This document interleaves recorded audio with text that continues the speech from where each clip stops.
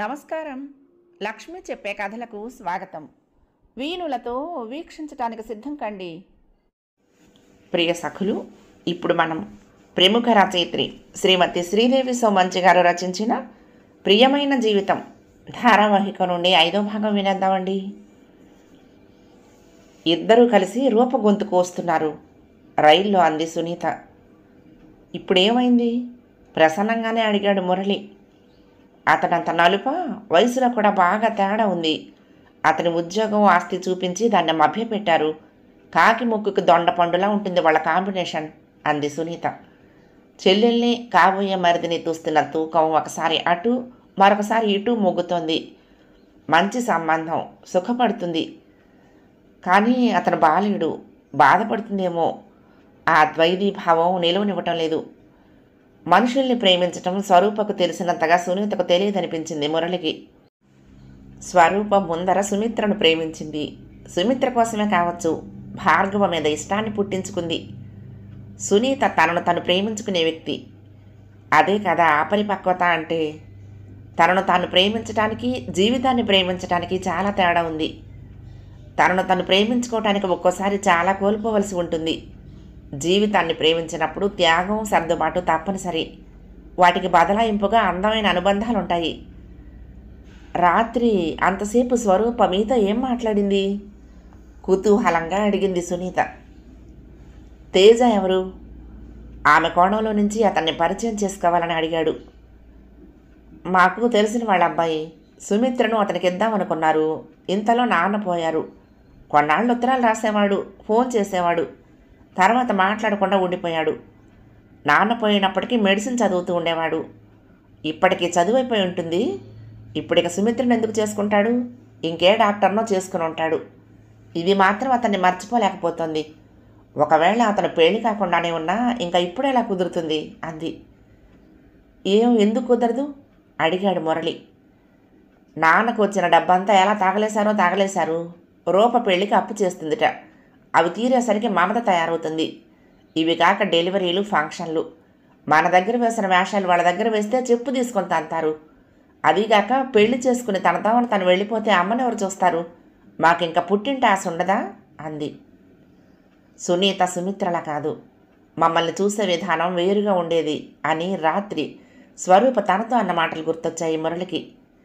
అలా జరిగితే ఏం చేసేదో సునీత. మీ కర్మ మీదని తన దారిని తాను పెళ్లి చేసుకుని వెళ్ళిపోయేదేమో. అప్పుడు తననే చేసుకునేదా? నవ్వొచ్చింది అతనికి. తనకి ఇంకొంచెం స్ట్రగుల్ ఉండేది. రూప పెళ్లికైతే ఒప్పుకుంది. నిశ్చితార్థం కూడా అయ్యింది. కానీ నాకేమిటో తప్పు చేస్తున్నట్టుగా ఉంది. వాళ్ల బతుకులు వాళ్ళని బతకనివ్వకుండా నా పెత్తనాన్ని రుద్దుతున్నాననిపిస్తోంది. సునీతకు చాలని సంబంధం చేశాను. చిన్నప్పటి నుంచి దానికి ఆశలు, కోరికలు ఎక్కువ. దీనికి ఇలా. నాన్న వీళ్ళ కోసం ఇంకే త్యాగాలు చేసి ఇంకెంత మంచిగా చూసేవారో నా ఊహకు అందటం లేదు. ఏం చెయ్యను? ప్రతిదీ లక్షలతో ముడిపడి ఉంది.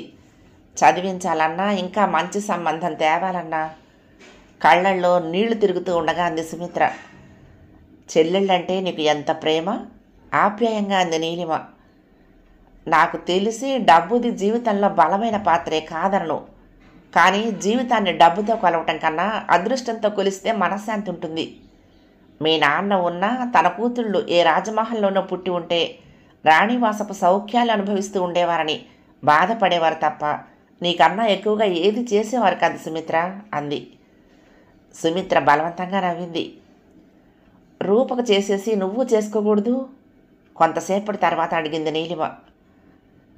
పెళ్లి చేసుకోవాలనే ఆసక్తి నాకు లేదు. నేను చేసుకోకపోవటం వలన ఎవరికీ నష్టం కూడా లేదు. ఇలా ఉండకూడదు ప్రశాంతంగా. సూర్య మీద నీ అభిప్రాయం ఏమిటి సుమిత్ర? అతని మీద నాకు అభిప్రాయం ఎందుకుంటుంది? మా ఇద్దరికి ఉన్న చనువు ఎంత? ఇలా డొంక తిరుగుడు సమాధానాలు వద్దు. వాడికి నువ్వంటే ఇష్టమని ఇదివరకు ఓసారి చెప్పాను అంది నీలిమ.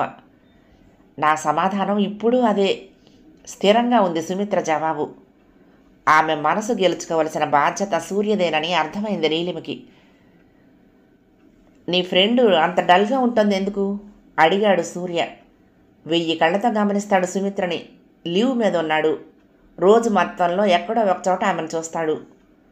ఇంకో చెల్లెలు పెళ్లి చేస్తోంది, ఆ టెన్షన్లో ఉంది. నీకింకా తన మీద ఆశ ఉందా? తను అసలు పెళ్ళే చేసుకోదుట చెప్పింది నీలిమ. ఆ అమ్మాయి తేజ జ్ఞాపకాల్లో నుంచి బయటకు వచ్చేదాకా అంతే అన్నాడు. తేజ ఎవరు? ఇంతకుముందు కూడా అన్నావు. నీలిమకు జవాబు చెప్పలేదు అతను. చెప్పాలనిపించలేదు. చెల్లెలి పెళ్లి టెన్షన్లో సుమిత్ర డల్గా ఉందనేది అతనికి నమ్మకం కలిగించలేదు. తేజ విషయంలో ఆమె స్టేషన్లో అన్న మాటలు మర్చిపోలేదు అతను. అవి అతన్ని వెంటాడుతూనే ఉన్నాయి. గుడ్డిగా ప్రేమిస్తోంది తేజాని. ఒక ట్రాన్స్లో ఉన్నట్టుగా ఉంది. అందులో నుంచి బయటకెలా వస్తుంది? అతను కణతలు రుద్దుకున్నాడు. ఇదెక్కడ ప్రేమ సూర్య? ఒకళ్ళకేమో అసలు పెళ్లి చేసుకోవాలన్న ఆసక్తే లేదు, ఇంకొకరేమో కణతలు నొక్కుంటూ మరీ ప్రేమను ప్రకటిస్తున్నారు. ఇలాంటి ప్రేమను నేను ఎక్కడా చూడలేదు. నవ్వింది నీలిమ. అతను నవ్వలేదు. కానీ ఆ క్షణాన్నే అతను గట్టి నిర్ణయం తీసుకున్నాడు. ఆమె ఒక మత్తులో ఉంది, అందులో నుంచి బయటికి తీసుకురావాలి. అప్పుడు నా గుండె చప్పుళ్ళు వినిపిస్తాయి అన్నాడు. నిజమే, ప్రతి మనిషి చుట్టూ తనవైన ఆలోచనలు పొగమంచులా చుట్టుకుని ఉంటాయి. ఆ మంచు గూటిలో ఉండేదే నిజమైన మత్తునెక్కిస్తాయి. అలాంటి మత్తులో ఉంది సుమిత్ర. తనని మర్చిపోయినా ఇన్నాళ్లలో ఒక్కసారైనా పలకని వ్యక్తిని ఇంకా నమ్మటం ఆ మత్తు. సుమిత్ర ఇంటికి మరొకసారి వచ్చాడు సూర్య. మీ చెల్లెలు పెళ్లి కుదిరిందని నీలిమ ద్వారా తెలిసింది. పెళ్ళంటే మెగా ఈవెంటు. మీరొక్కరూ అన్నీ చూసుకోవడం సాధ్యపడదు. ఏ సహాయం కావాలన్నా నిర్మోహమాటంగా అడగండి. మా బంధువుల షాప్స్ చాలా ఉన్నాయి. అప్పటికప్పుడు అన్నిటికీ డబ్బు చెల్లించి కొనాలంటే ఇబ్బందిగా ఉంటుంది. క్రెడిట్ కావాలంటే చెప్పండి, నేను ఏర్పాటు చేస్తాను. మీ వీలుని బట్టి తీర్చుకోవచ్చు. ఇంకా వేరే ఏ రకమైన హెల్ప్ కావలసినా నాకో నీలిమకో చెప్పండి అన్నాడు. సుమిత్ర తాలూపింది. థ్యాంక్స్ కూడా చెప్పింది. అతను నవ్వాడు. కాఫీ ఇచ్చింది, తాగాడు. నా గది మీద కామెంట్స్ ఏమైనా ఉన్నాయా? అంతకుముందు అతను అన్నది గుర్తు తెచ్చుకుని అడిగింది. కొత్తగా ఏమీ లేవు, పాతవే హోల్డ్ చేస్తున్నాను అన్నాడు. ఆమె కోపంగా చూసింది. అతను నవ్వేశాడు. వెళ్తానని చెప్పి లేచాడు. సూర్య ఎక్కడా హద్దులు దాటడు. ఒక్కసారి ఇంటికొచ్చి అలా తిక్కగా మాట్లాడి వెళ్ళాడు. మళ్ళీ ఇదే రావటం. తేజ తన స్నేహితుడు అంటున్నాడు. మళ్ళీ ఈ విరోధం ఏమిటో తెలియదు. అతని గురించి విషయం చెప్పడు. అతనికి గల పరిచయాలతో తేజ గురించి తెలుసుకోవటం చాలా చిన్న విషయం. అయినా తెలుసుకోడు. తెలిసేమో మరి చెప్పడు. అక్కడే సుమిత్రకు అతనంటే కోపం. ఆ కోపాన్ని కూడా నియంత్రించుకుంటోంది. తేజతో తన ప్రేమని, ఇతనితో స్నేహాన్ని విడగొట్టి చూడటం అలవాటు చేసుకుంది. అలా చూడటం మొదలుపెట్టాక ఆమె సూర్య స్నేహంలోని సరదాని కూడా ఆస్వాదించగలుగుతోంది. అది ఈ మధ్యే. మన ఇంట్లో పెళ్లికి అతను చేసేదేముంది? బంధువా ఏమన్నానా? అంది రాధ అతను వెళ్ళగానే. వచ్చిన వాళ్లతో మొహం మీదే వద్దని చెప్పలేం కదమ్మా. అయినా ఏ బంధువులు వచ్చి నిలబడుతున్నారు మనకి? మావయ్య చూస్తే అలాగా. మిగిలిన వాళ్ళంతా ముట్టుకుంటే ఎక్కడ అంటుకుంటుందోనని భయపడేవాళ్లే. ఆ భయం లేని వాళ్ళేమో అంత ఆడవాళ్ళమని నెత్తెక్కి తొక్కుదామని చూస్తున్నారు. అయినా నలుగురిలోకి వెళ్ళి ఉద్యోగం చేస్తున్నప్పుడు పరిచయాలు లేకుండా ఎలా ఉంటుంది? అతను నీలిమ కజిన్, అందుకని ఇంకొంచెం శ్రద్ధ తీసుకుంటున్నాడు అంది సుమిత్ర కొంచెం విసుగ్గా. ఎందుకో తల్లి ధోరణి ఈ మధ్య విసుగనిపిస్తోంది. నలుగురిని కలుపుకొని వెళ్ళటం రాదు. సొంతంగా ఏదీ చేయలేదు. ప్రతిదానికి తన మీద ఆధారపడిపోతుంది. అలాగని తను చేసేది చెయ్యనివ్వదు. ఎంతకాలం ఇలా? అనుకున్న పెళ్లి వారంలోకి వచ్చింది. ఆఫీసుకు సెలవు పెట్టి ఇంట్లోనే ఉంది సుమిత్ర. ఇంటా బయట పనులతో సతమతమైపోతుంది. సునీత పెళ్ళప్పటిలా పెత్తనమంతా తల్లి చేతులు పెట్టలేదు. అప్పుడు కాస్త డబ్బుంది. ఇప్పుడు పైసకి లెక్క చూస్తూ ఖర్చు పెట్టుకోవలసిన పరిస్థితి. అందుకని పనులు కూడా పెరుగుతున్నాయి. అన్ని కార్యక్రమాలు తనే ప్లాన్ చేస్తుంది. శుభలేఖలు చాలా ముఖ్యమైన వాళ్ళకే పంపించింది. సూర్యకు పంపటం మర్చిపోలేదు. ఫోన్ చేసి కూడా చెప్పింది. తేజకు పోస్ట్లో వేసింది. ఫోన్ చేసింది, కలవలేదు. మెయిల్ పెట్టింది, బౌన్స్ అయింది. ఏడ్చింది. తనను తాను ఓదార్చుకుంది. ఇంటి మీద అప్పు తీసుకొచ్చింది. ప్రకాశరావే మధ్యవర్తిగా ఉండి ఇప్పించాడు. పర్సనల్ లోన్కి, ప్రావిడెంట్ ఫండ్ లోన్కి అప్లై చేసింది. నీలిమ కొంత సర్దింది. చిన్న చిన్న సేవింగ్స్ ఉంటే అవన్నీ తీసేసింది. ఆమె ఉన్నంత ధైర్యంగా రాధలేదు. ఇంటి అప్పు కాగితాల మీద సంతకాలు పెడుతూ ఏడ్చేసింది. నిలువ నీడ కూడా లేకుండా పోతుందేమోనని. నాన్న ఉన్నా ఇంతే చేసేవారు కదమ్మా అంటూ తల్లిని తనే ఓదార్చింది సుమిత్ర. పెళ్లికి 3 రోజుల ముందుగా సెలవు పెట్టి సునీతను తీసుకొచ్చాడు మురళి. అతని తల్లిదండ్రులు పెళ్లి రోజుకు వస్తామన్నారు. ఇంకా ముందు సునీతను పంపొచ్చు కానీ ఆమె అక్కడే గొడవలు సృష్టిస్తుందోనని పంపలేదు. అతనొచ్చాక సుమిత్ర మీద బయట పనుల రద్దీ తగ్గింది. సుమిత్ర అతని కేసు సూటిగా చూడలేకపోతోంది. తమ మధ్య జరిగింది వదిలిపెట్టి అతనే ముందు పడుతున్నాడు. ఇంటి మీద అప్పు తెచ్చారని తెలిసి సునీత గజగజలాడిపోయింది. అదేదో అమ్మేసి పెళ్లి ఖర్చులు పోగా మిగిలింది ఎవరిది వాళ్ళకిస్తే పోయేది కదా అనుకుంది. ఆ తర్వాత అనే ప్రశ్నకు ఆమె చెప్పుకునే జవాబు సుమిత్ర. ఆ మాట పైకనలేక, తెచ్చేదేదో ఇంకో 1,00,000 తెచ్చి మాకిస్తే మా పాటలు మేము పడేవాళ్ళం. బైకుకేమో అంత గోల చేశారు, ఫ్రిడ్జ్కు డబ్బు అడిగితే 500 ఇచ్చి ఊరుకున్నావు అని తల్లితో దెబ్బలాడింది. రాధ ముందు తెల్లబోయింది. 5 నిమిషాల దాకా తేరుకోలేకపోయింది. ఆ తర్వాత తీక్షణంగా కూతుర్ని చూస్తూ, ఈ బుద్ధి నీకు పుట్టిందా సునీత, లేక మీ ఆయన అడిగించాడా? అతనే అడిగితే చెప్పు. పెళ్లికి మీ అత్తవారు వాళ్ళు వస్తారు, మన వైపున అంతా వస్తారు. అందరి ఎదుట నిలదీసి అడుగుతాను. మన ఇంటి పరిస్థితి ఏమిటో తెలిసే అతను నిన్ను చేసుకున్నాడు. ఇప్పుడు ఈ కళ్ళలేమిటి? కోపంగా అడిగింది. సునీత ముఖం ముడుచుకొని మరేం మాట్లాడకుండా వెళ్ళిపోయింది. ఆమెకు చాలా ఉక్రోషంగా ఉంది. తనకన్నా చిన్నది స్వరూపకి వడ్డించిన విస్తరి లాంటి జీవితం అమరింది. సుమిత్రకు తండ్రి ఉద్యోగం ఉంది, తనకు మాత్రం ఏమీ లేవు. పుల్లా ఏరి కూర్చుకుని పిచ్చుకు గూడు కట్టుకున్నట్టు అన్నీ సమకూర్చుకోవాలి. ఎదుగు బొదుగు లేని భర్త జీతంతో ఏం కొనగలదు? తల్లి దగ్గర గొడవ చేసి కొన్నైనా సాధించుకోగలదు. అందుకు భర్త సహకరించడు. ఏం మనిషో అసంతృప్తిగా అనుకుంది. సుమిత్రకు ఈ గొడవ తెలిసింది. చిన్నగా నిట్టూర్చింది. ఈ ఇల్లు, చేస్తున్న ఉద్యోగం ఏవీ తనవి కావు, బాధ్యతలు మాత్రమే తనవి. ఇవన్నీ ప్రేమలు అనుబంధాల చక్కెర పూతతో ఉన్నప్పుడు బాధ కలిగించవు. ఆ పూత కరిగిపోతున్నప్పుడు నెమ్మదిగా చేదు తెలుస్తుంది. సుమిత్రకి బతుకు చేదు రుచి తాకటం మొదలైంది. రాత్రి ముహూర్తం. నీలిమ ముందు రోజే వచ్చేసింది. సుమిత్ర, నీలిమ పెళ్ళిళ్ళు అవ్వకుండా అలా ఉండగా తను పెళ్లి చేసుకోవటం చాలా ఇబ్బందిగా అనిపించింది స్వరూపకి. ఇప్పుడు ఇంత తొందరగా పెళ్ళేమిటంటే సుమిత్ర వినలేదు. తనను అలా వదిలేసి నేను చేసుకోవటం ఎబ్బెట్టుగా అనిపిస్తోంది.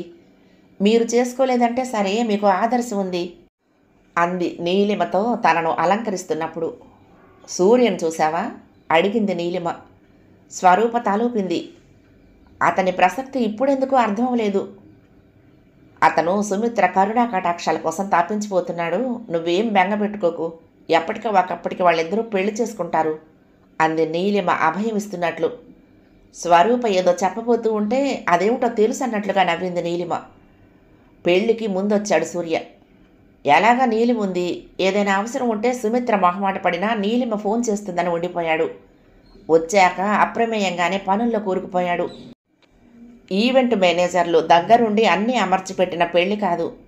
పెద్ద బలగం ఉండి అందరూ తలొక చెయ్యి వేసి అందుకుని చేసే పెళ్ళి కాదు. దిగువ మధ్యతరగతి పెళ్ళి. పనులేవి ప్రత్యేకించి ఒకళ్ళని చెయ్యమని అడిగి చేయించుకునేవి కావు.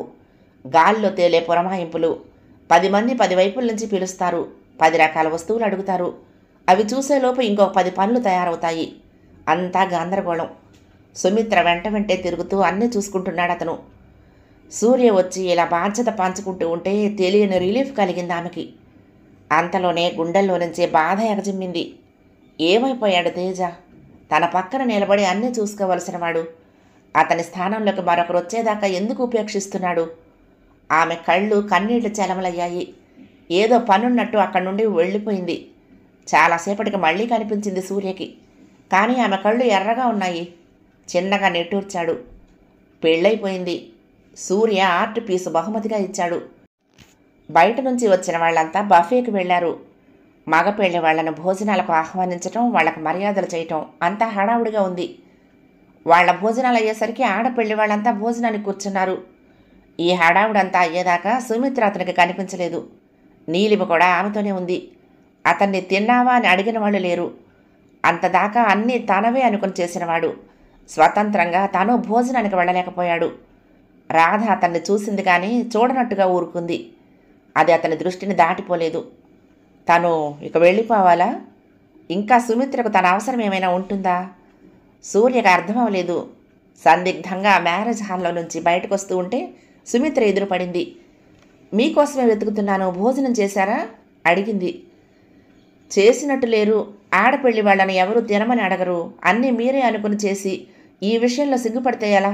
పదండి, నేను పెడతాను అంది చనువుగా అతని చెయ్యి పట్టుకుని తీసుకువెళ్తూ. అప్పటికే అందరి భోజనాలు అయిపోయాయి. వంట వాళ్ళు గిన్నెలన్నీ సర్దేసుకుని రాత్రి వంటకి ఏర్పాట్లు చూసుకుంటున్నారు. తనే అతన్ని ఒక దగ్గర కూర్చోబెట్టి ప్లేట్లో అన్నీ వడ్డించి తీసుకొచ్చింది. నువ్వు తినబోతూ అడిగాడు. నీలిమనన్నట్టే నువ్వనేశాడు. ఆమె పట్టించుకోలేదు. ఇంకా ఎక్కడా, అమ్మ కూడా ఉండిపోయింది, మేమిద్దరం తింటాము, మీరు తినేయండి. పెళ్లి వాళ్ళు వెళ్ళిపోతారట, సారే అవి సర్దుతూ ఉండిపోయాం. హఠాత్తుగా గుర్తొచ్చింది మీరు భోజనాల దగ్గర ఎక్కడా కనిపించలేదని. ఆ పని వదిలేసి మిమ్మల్ని వెతుక్కుంటూ వచ్చాను అంది. అతను తింటూ ఉంటే అక్కడే కూర్చుంది, ఏం కావాలో చూస్తూ. ఆమె అంతగా మాట్లాడటం వింతనిపించింది సూర్యకి. బాధ అణుచుకునే ప్రయత్నంలోనే ఆమె అలా మాట్లాడుతోందని గ్రహించాడు. అతనేదో అనేలోపు ఆమె కోసం ఎవరో వచ్చారు. వస్తున్నానని చెప్పి పంపించింది. ఈ మాట మురళి వచ్చాడు. వాళ్ళిద్దరిని చూసి తిరిగి వెళ్ళిపోయాడు. అతన్ని సూర్య చూశాడు. సుమిత్ర గమనించలేదు. నువ్వెళ్ళు సుమిత్ర, నేను తినేస్తానులే అన్నాడు ఇబ్బందిగా. పర్వాలేదు, అతను తినేదాకా అక్కడే ఉంది. నాకు మీతో విరోధమేమీ లేదు, మీరంటే అయిష్టం కూడా లేదు. నీలిమ కజిన్గా అడగ్గానే స్నేహహస్తాన్ని అందించే వ్యక్తిగా చాలా గౌరవం ఉంది. కానీ నా కళ్ళల్లోకి సూటిగా చూడకండి, నా మనసును తాకకండి, నా అంతరంగపు లోతులను వెతక్కండి. చెప్పాను కదా, నేనొక నీడని. నా వ్యక్తిత్వం, నాలోని జీవం అన్నీ తేజ దగ్గరున్నాయి. ఏది ఏమైనప్పటికీ ఈరోజు మీరిచ్చిన సహకారానికి థ్యాంక్స్. తిన్నాక అతను చేయి కడుక్కోవటానికి మగ్గుతో నీళ్లు తీసిస్తూ నెమ్మదిగా అంది. అతను నిరుత్తరుడయ్యాడు. అత్తవారింటికి వెళ్లే ముందు అడిగింది రూప మురళిని. బావా, ఆ రోజు నేను చెప్పిన విషయం ఏం చేశావు అని. ఒక సందిగ్ధంలో పడ్డాను రూపా. సుమిత్ర ఇష్టపడుతున్న తేజ, సుమిత్రని ఇష్టపడుతున్న సూర్య, ఈ ఇద్దరి మధ్య తేల్చుకోలేకపోతున్నాను. తేజ ఎలాగూ మౌనం వహించాడు, అతన్ని ఇప్పుడు కదపటం దేనికి అనిపిస్తోంది అన్నాడు. తేజ ఉన్నప్పుడు సుమిత్ర నాకు గుర్తు బావా. అతని కోసం తను కృంగిపోతోంది. అతను కాదంటే అలాగే ఉండిపోతుంది, కానీ అది సూర్యను చేసుకోదు అంది స్వరూప. చేసుకుంటుంది అన్నాడు మురళి. లేత వయసులో సుమిత్ర మనసు మీద ఒక ముద్ర పడింది. దాన్ని చెరిపే ప్రయత్నం ఇప్పటిదాకా జరగలేదు, ఇప్పుడు జరుగుతోంది. సూర్య చేస్తున్నాడు. అదీగాక సుమిత్ర ఇప్పుడు పెద్దదైంది, వయసులోనూ మానసికంగానూ ఎదిగింది. చిన్నప్పటి ప్రేమను పట్టుకుని ఉండిపోతుందని అనిపించడం లేదు. అయితే తామిద్దరి మధ్య జరిగిన ఒప్పందాన్ని దాటడం అనైతికంగా అనిపిస్తూ ఉండొచ్చు. అందుకు తటపటాయిస్తుందేమో. దాని నుంచి బయటపడటానికి కొంత టైం కావాలి. కౌంట్ డౌన్ మొదలయ్యే ఉంటుంది. ఇంకొంచెం టైం తీసుకుంటాను రూపా. సూర్య సుమిత్రల పరిచయం ఏ మలుపు తీసుకుంటుందో చూడకుండా తొందరపడొద్దు అన్నాడు. ఈ విషయంలో సుమిత్ర బాధ్యత నీదే బావా అంది స్వరూప. రూపా వాళ్లతో వెళ్ళి అటు నుంచి అటు వెళ్ళిపోయారు మురళి, సునీత. వ్రతం అయ్యాక స్వరూపను తీసుకురావటానికి రాధ మమతతో వెళ్తే, మిగిలిన వేడుకలన్నీ మా ఇంట్లోనే చేసుకుందాం, మీ ఇంట్లోనంటే అన్నీ సుమిత్రే చేయాలి, తనను ఇబ్బంది పెట్టడం మాకు బాగాలేదు అంది దేవకి. వాళ్ళకంత సంస్కారం ఉన్నందుకు చాలా సంతోషపడింది స్వరూప. హడావుడంతా అయ్యి ఎక్కడి వాళ్ళక్కడ సర్దుకునేసరికి ఇల్లంతా చిన్నపోయినట్లు అనిపించింది రాధకి. సుమిత్ర తన గదిలో ఉంది. మమత ఏదో చదువుకుంటోంది. అంత ఇంట్లోనూ ఒక్కరితే ఉన్నట్లు అనిపించి ఉక్కిరి బిక్కిరయింది రాధ. ఏదో భయం లాంటిది చోటు చేసుకుంది. ఆవిడికి ఈ ఒంటరితనం దుర్భరంగా అనిపించింది. మనసు నిండా ఆలోచనలు. సూర్య కళ్ల ముందు కదులుతున్నాడు. సుమిత్ర వెంట వెంటే తిరుగుతున్నాడు. సుమిత్ర అంటే ఇష్టమేనేమో, అడిగితే చేసుకుంటాడేమో. తేజకి సుమిత్రను అనుకున్నారు. వాళ్ళు ముఖం చాటేశారు. అతని కోసం ఎదురు చూస్తున్నట్టు బతుకుతోంది సుమిత్ర. గట్టిగా మందలిస్తే సూర్యను చేసుకుంటుందేమో. ఇంటి మీద అప్పు తీర్చేసి కొంత జీతం తమకు ఇవ్వాలని ఒప్పందం చేయొచ్చు. కానీ మిగిలిన బాధ్యతలు, తన ముందు జీవితం, తనది వచ్చే వయసే కానీ పోయేది కాదు. ముసలితనం, అనారోగ్యాలు ఎవరు చేస్తారు? అత్తగారి మాటలు నిజమనిపించాయి. ఒక్క మగపిల్లవాడు ఉండుంటే ఇలాంటి పరిస్థితి వచ్చేది కాదు. ఒంటరితనం, స్వార్థం ఆవిడ మనసును చీకటిలా కప్పేసింది. అందులో సుమిత్ర భవిష్యత్తు లుప్తమైపోయింది. కొద్దిసేపటికి ఎవరో వచ్చినట్టు అనిపించి హాల్లోకి వచ్చింది. సూర్య పెళ్లి లెక్కలు సుమిత్రకు చెప్పి వెళ్ళటానికి వచ్చాడు. సుమిత్ర లేదా అని అడుగుతున్నాడు మమతని. లోపలుంది, పిలుస్తాను కూర్చోండి అంటోంది మమత. ఇతనెందుకు వచ్చాడు? సుమిత్రను వదలడా? అప్రసన్నంగా అనిపించింది ఆవిడకి. తన గదిలో ఉందా, నేను వెళ్తాను అంటూ సుమిత్ర దగ్గరికి వెళ్ళాడు. మంచం మీద పడుకుని ఉంది సుమిత్ర. అతన్ని చూసి చప్పున లేచి కూర్చుంది. ఏడుస్తున్నావా సుమిత్ర?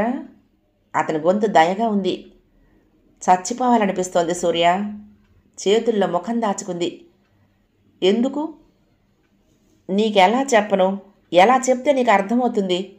ప్రాణానికి ప్రాణంగా ప్రేమించిన వ్యక్తి వీడ్కోలైనా తీసుకోకుండా ఉన్నట్టుండి జీవితంలో నుంచి వెళ్ళిపోతే తట్టుకోవటం ఎంత కష్టమో తెలుసా?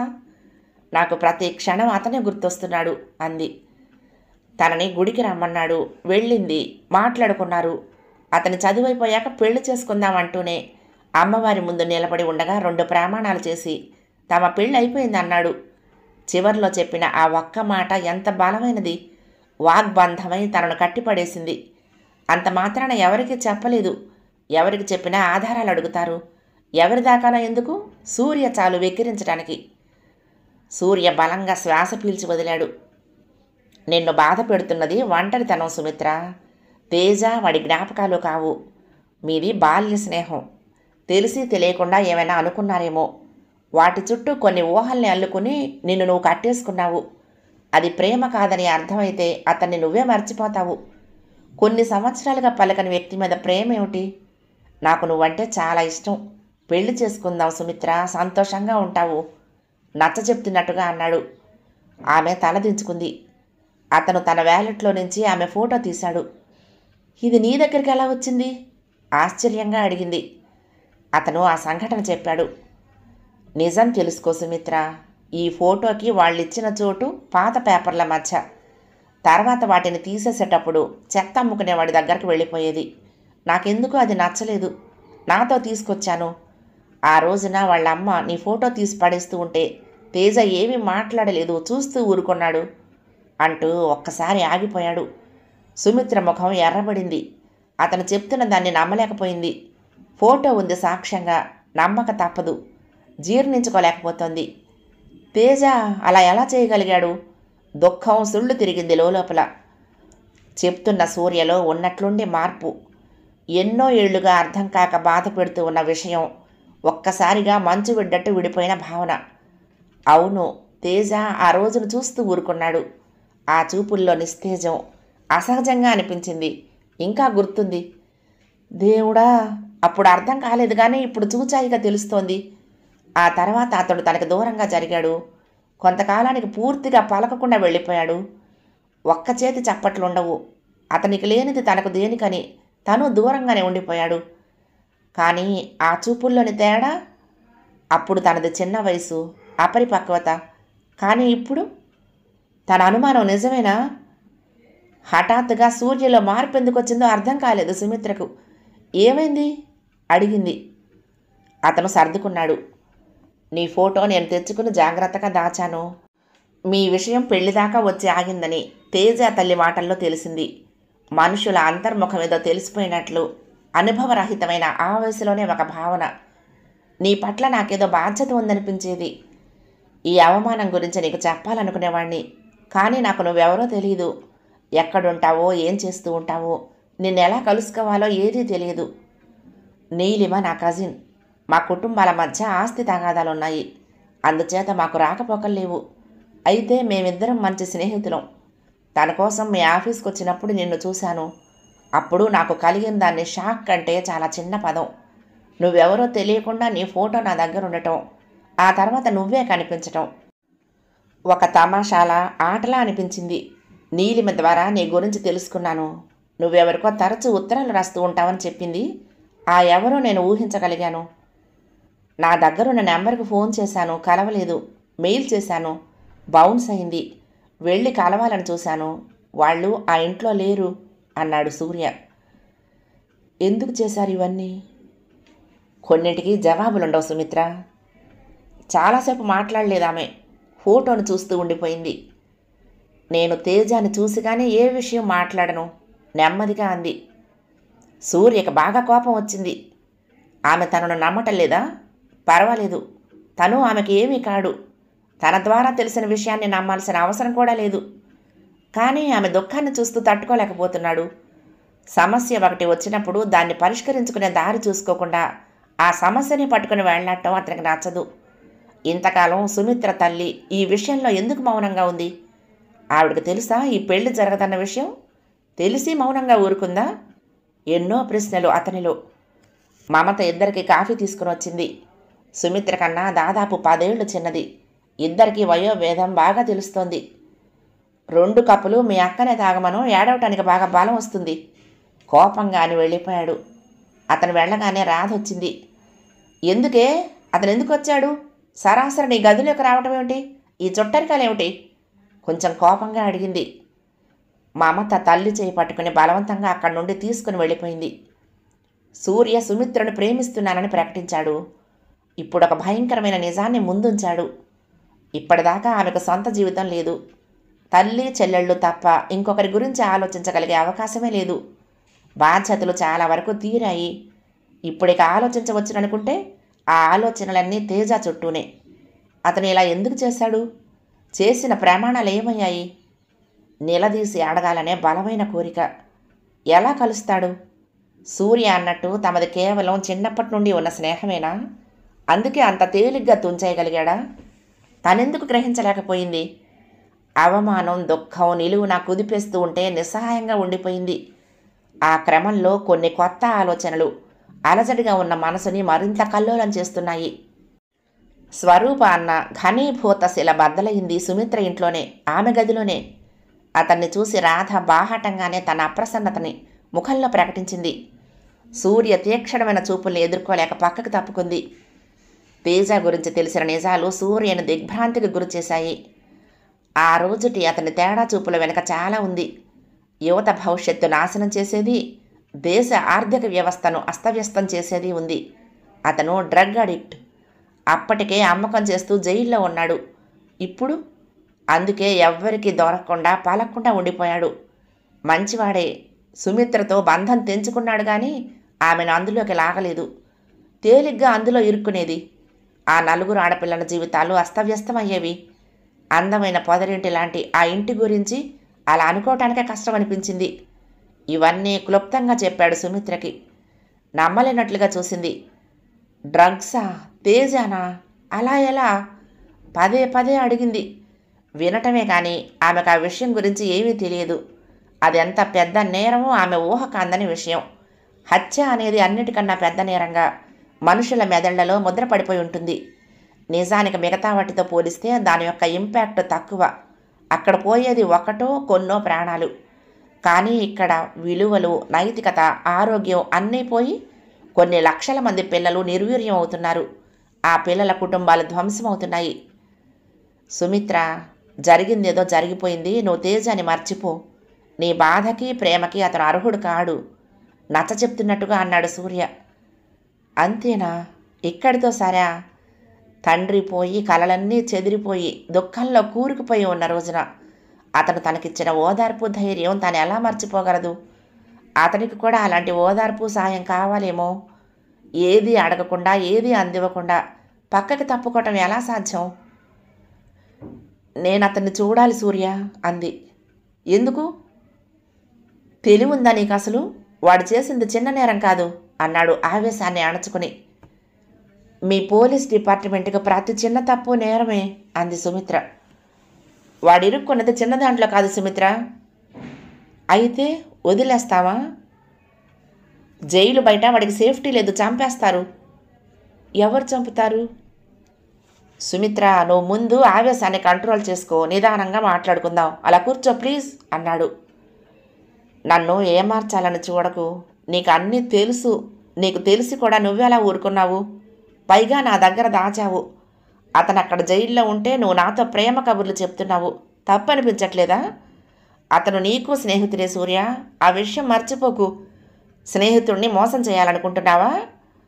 ఆమె అభియోగం చేస్తూ ఉంటే సూర్య ముఖం ఎర్రబడింది. సుమిత్ర, నేను చెప్పేది విను. అదొక పెద్ద ర్యాకెట్. దాన్ని కదిపే సాహసం నాలాంటి చిన్న ఎస్ఏ చేయలేడు అన్నాడు. అలా అనుకుని వదిలిపెట్టేశావా? ఒక ఫ్రెండ్గా కూడా ఏమీ చేయలేవా? సరే, నీ ఇష్టం. నేను అతన్ని కలవాలనుకుంటున్నాను. ఎక్కడున్నాడో చెప్తే సంతోషిస్తాను. చెప్పకపోతే ఇక నేనే తెలుసుకునే ప్రయత్నం మొదలు పెడతాను అంది. అంతా వివరంగా చెప్పాక కూడా ఆమె అన్న మాటలకి నవ్వాలో ఏడవాలో కూడా తెలియలేదు అతనికి. చాలా కోపం వచ్చింది. ఏమిటి సుమిత్ర మొండితనం? తను ఆపినా ఆమె ఆగేలా లేదు. ఇదంతా ఒక ప్రమాదకరమైన ఆట. అందులోకి ఆమె ఒంటరిగా అడుగుపెట్టడాన్ని తను చూస్తూ ఊరుకోలేడు. ఆమె తేజాని ఎలా ప్రేమిస్తుందో తను ఆమెను అలాగే ప్రేమిస్తున్నాడు. ఆమె ప్రేమ ఆమెకు గొప్పదైతే తన ప్రేమ తనకి గొప్పదే. సరే సుమిత్ర, నేను తీసుకువెళ్తాను. అయితే ఒక షరతు. ముందు వాడి తల్లిదండ్రుల్ని కలుద్దాము. వాళ్ళేమంటారో విను. అప్పటికీ నీ మనసు మారకపోతే వాడిని చూపిస్తాను. ఇంకో మాట, అక్కడ వాడితో ఏం మాట్లాడకూడదు, చూసి వచ్చేయాలి అంతే అన్నాడు. అంటే వివరాలన్నీ నీకు తెలుసా సూర్య? అడిగింది. అందులోని వ్యంగ్యం అతన్ని తాకింది. సుమిత్ర అతని కేసి చూసింది. అతని కళ్ళల్లో వ్యక్తమవుతున్న బాధ ఆమె గుండెల్ని తాకింది. చాలా అవమానపరుస్తోంది ఇతన్ని, చాలా బాధ పెడుతోంది. అయినా ఇతను తనను విడిచిపెట్టడం లేదు, తన క్షేమం మర్చిపోవటం లేదు. తను తేజ గురించి ఎంత ఆరాటపడుతోందో అంతకన్నా ఎక్కువగా ఇతను తన గురించి ఆరాటపడుతున్నాడు. కానీ అతనిది స్వార్థం. అతని కోసం తను క్షేమంగా ఉండాలనుకుంటున్నాడు. ప్రేమ కోసం త్యాగం చేయాలనుకోవటం లేదు. తేజ దగ్గరకు తీసుకువెళ్తానన్న ఒక్క మాట అనిపించుకోవటం కోసం ఇన్ని మాటలు అనేదాకా తీసుకొచ్చాడు. 5వ భాగం సమాప్తం. ప్రియ సఖులు, ఈ కథ మీకు నచ్చితే తప్పకుండా లైక్ చేయండి, షేర్ చేయండి, కామెంట్ చేయండి, సబ్స్క్రైబ్ చేసుకుని నన్ను ఎంకరేజ్ చేయండి. ఉంటానండి. ప్రేమతో లక్ష్మి, కృష్ణాతీరం దుర్గమ్మ సన్నిధానం. నమస్తే.